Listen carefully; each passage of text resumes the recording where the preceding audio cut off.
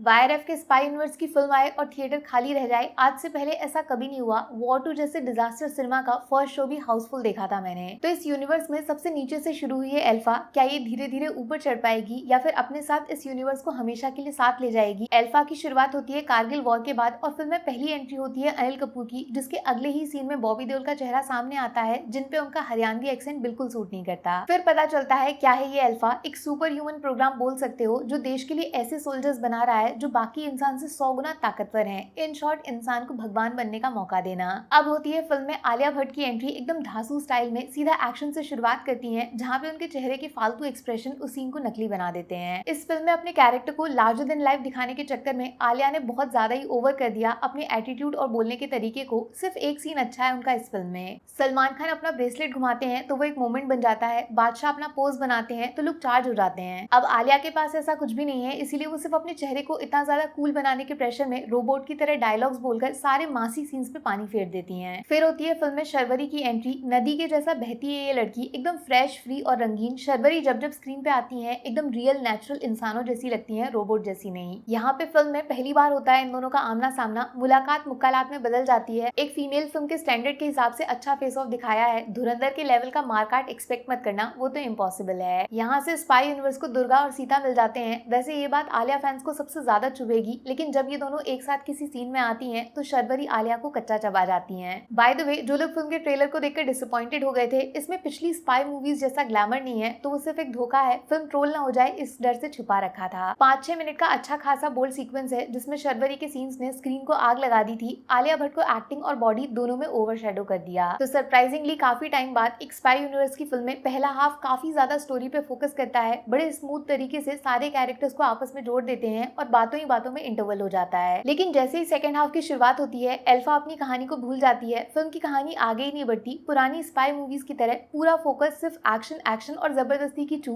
मेरा मतलब हीरोपंती। और तब याद आया, इस फिल्म की कहानी उदय चोपड़ा ने लिखी है। बट हेलो, सेकंड हाफ में बॉबी देओल के साथ एक ऐसा ट्विस्ट डाला है जिसे लिखते वक्त राइटर साहब को कुछ ऐसा फील हो रहा होगा, बट पब्लिक को वो सीन ऐसा दिखेगा। पहले ही वार्न कर देती हूँ आपको, इस फिल्म का लॉजिक से कोई लेना देना नहीं है। अल्फा को सीक्रेट प्रोग्राम बता के हाथ पे बड़ा सा टैटू बनाना तो कुछ भी नहीं था बॉबी देओल के अतरंगी बिना सर पैर के ट्विस्ट के सामने। लेकिन इस पूरी फिल्म के हाईलाइट हैं कैमियोज। टोटल 2 लोग हैं। एक से तो आप ट्रेलर में ऑलरेडी मिल चुके हो और दूसरी एक सुंदर हसीना, जिनका एंट्री होके एग्जिट भी जल्दी हो गया। हम लोग फोकस करते हैं मेजर कबीर पे। अनडाउटेडली अल्फा का बेस्ट सीन है फिल्म में ऋतिक रोशन की एंट्री। जब कबीर इन नए एजेंट्स के साथ मिलकर एक्शन करता है तो पुराना इमोशन याद आ जाता है। लेकिन ये कैमियो क्यों डाला? क्या कहानी में ये कहीं से भी फिट होता है या फिर आगे चल के इस्तेमाल होगा या नहीं? ये सारे सवाल आपको इग्नोर करने पड़ेंगे, क्योंकि राइटर कौन है जानते हो ना। लेकिन जो दूसरे मर्द हैं अनिल कपूर, उनके सीन्स बहुत फालतू हैं इस फिल्म में। पता नहीं कहां से कौन सा बटन दबाते हैं और दिवाली के पटाखे चल जाते हैं, जिसके सामने लोग अचानक से नागिन डांस करके मरने लगते हैं। इनसे जुड़ा एक फैमिली एंगल भी डाला है फिल्म में, वो भी एकदम फेक लगता है। कोई इमोशन नहीं, कोई कनेक्शन नहीं। इसके सामने तो मिहिर और तुलसी का रिश्ता ज्यादा सच्चा लगता है। पता है इस फिल्म की एक वो सबसे बड़ी गलती कौन सी है, जिसको अगर फिक्स कर लेते तो ये सेम फिल्म उतनी भी खराब नहीं लगती। फिल्म का क्लाइमैक्स आलिया भट्ट वर्सेस बॉबी देओल, ये 1% भी काम नहीं करेगा। फिल्म की एंडिंग सुपर फ्लॉप है भाई। अगर इसी सेम सीन में आलिया के सामने दीपिका को रख दो या फिर कैटरीना से बदल दो, एक फीमेल हीरोइन के सामने एक फीमेल विलन कैरेक्टर, वो भी ऐसा जिसका रियल लाइफ से कनेक्शन है, अल्फा आग बन सकती थी। इवन शर्वरी वर्सेस आलिया हो जाता तब भी वॉर जैसा फील आता। लेकिन आलिया शर्वरी से हारेंगी नहीं और आलिया जीत जाती तो पब्लिक को भरोसा नहीं होता, क्योंकि शर्वरी शर्वरी नहीं, सवा शेर लग रही है। देखो सच्ची बताऊं, अल्फा को देखकर आपको अल्फा के लिए अच्छा बुरा कुछ भी फील नहीं होगा। उल्टा रियलाइज जरूर हो जाएगा कि धुरंधर जैसी फिल्म सिर्फ प्रोपेगेंडा से नहीं चली, बल्कि उसका फिल्म मेकिंग कितना ज्यादा ओरिजिनल और यूनिक था। थैंक यू आदित्य धर। एक ही दिल है, कितनी बार जीतोगे। फिर भी अल्फा को मिलेंगे 5 में से 1.5 स्टार। आधा शर्वरी के लिए, आधा ऋतिक की एंट्री और आधा म्यूजिक। हाँ जी, म्यूजिक मस्त है, इंग्लिश पंजाबी सब मिलेगा।